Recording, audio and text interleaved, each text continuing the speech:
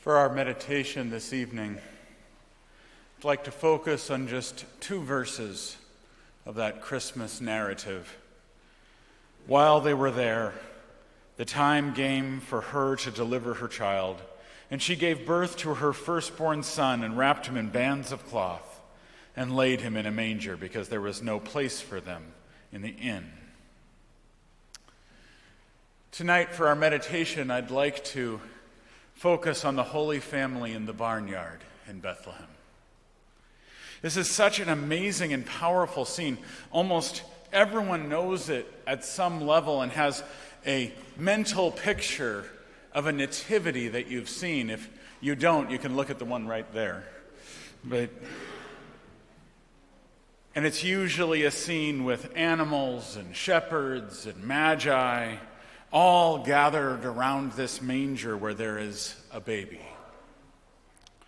The omniscient and omnipotent God becoming a baby lying in a barnyard. It sticks with us. It is a reversal of expectations so dramatic that image rests in our mind. I taught for about 9 years to undergraduates, and I never knew what they would know about the New Testament, but they knew this story, at least a picture of it.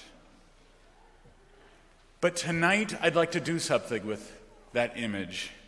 I'd like us to look really carefully at what this Gospel of Luke tells us about the scene. And sometimes, because the way I think this is written, we want to add more, because sometimes I think it's written and it's just not exciting enough for us. It says, while they were there, the time came for her to deliver her child, and she gave birth to her firstborn son and wrapped him in bands of cloth and laid him in a manger because there was no place for them in the inn. The first thing in that scene in our image, I hate to break to you, there's no animals mentioned. Donkeys or otherwise. The baby, it does say, is placed in the manger, but it doesn't actually say that it was an active stable with animals living in there. Very well could have been, but it doesn't say that. Further, by the way, there's no star hovering over the manger. That's actually from the Gospel of Matthew, and even more, it's all the way in the night sky, and the wise men don't make it there that day. Tradition is they came 12 days later, 12 days of Christmas. But it's certain they weren't there that one night. And what's more, there's usually this image, this beautiful image of an angel looking overhead. The angels show up, but over in the fields where the shepherds are, and there's nothing saying they accompany the shepherds to Bethlehem. The shepherds do make it and do worship. But I think most prevalent of all in this story is something we hold to be so amazing and dramatic, is that I think a lot of us envision that in this narrative they are rushing toward Bethlehem, and there's a medical emergency of Mary seemingly in labor and pounding upon a door, and a person showing up and saying, "We have no space for you," and they settle for going into a barnyard and delivering a baby with the worst sanitation we could imagine. All those things might be, but the Gospel of Luke doesn't say any of that. It doesn't actually say when they arrive in the town and when Mary delivers the child. Time easily could have elapsed. What's more, it doesn't even say that she gave birth in that barnyard. Only that she laid the baby down in the manger. She could have delivered in a much better place, but when they were sent home, probably 48 hours later, because that's all insurance would pay for, all it says is they didn't have a place to go and they ended up lying in a stable. Now, I say all that, my goal is not to destroy any childhood memories or visions of plays. That's not my goal, because almost all of those extra details absolutely could have happened, except for the Magi thing. That doesn't really work. But my point is, if we actually engage in this story in the Gospel of Luke, if we look carefully at what it says, why are none of those details listed out.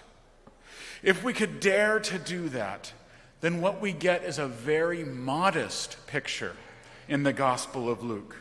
We hear they traveled to Bethlehem at some point.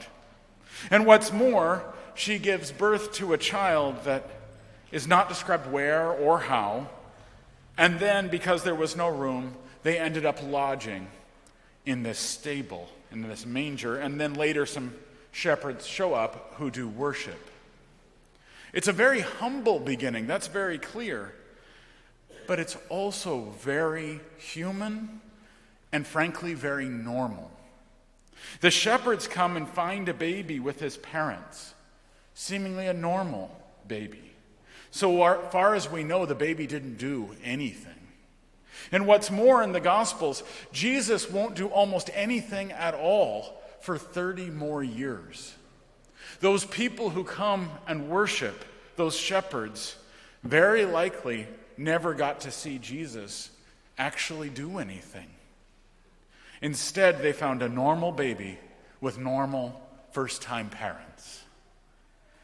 And this is what the Gospel of Luke and we proclaim is God with us. See, I think we expect when God shows up, it's going to be a great, powerful thing, like the angels appearing to the shepherds.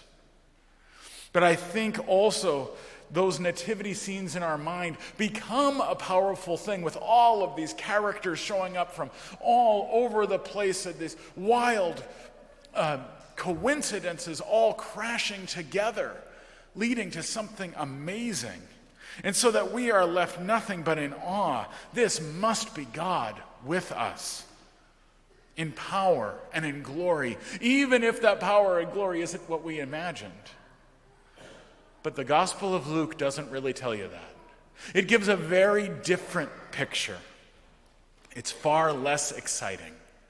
It tells a far more usual story because, after all, in the first century in occupied Roman Judea, it would not at all have been surprising that working class people might have had to stay in a stable for a few days. And maybe the reason that it's telling us all this is exactly because it was not that unusual. Saying that right there in the usual life that all of you lead, that is where God is with us.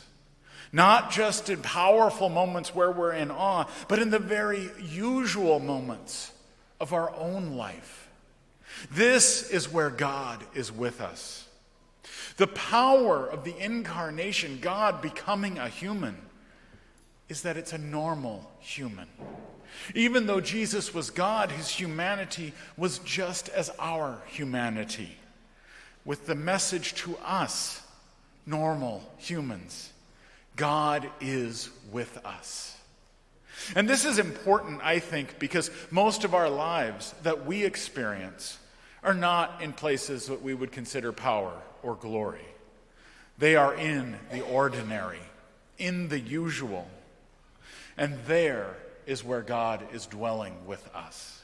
What's more, the usual part of our lives, it's not just that they're not usually powerful, but it also includes a lot of things that are really hard. A lot of things that we don't like so much.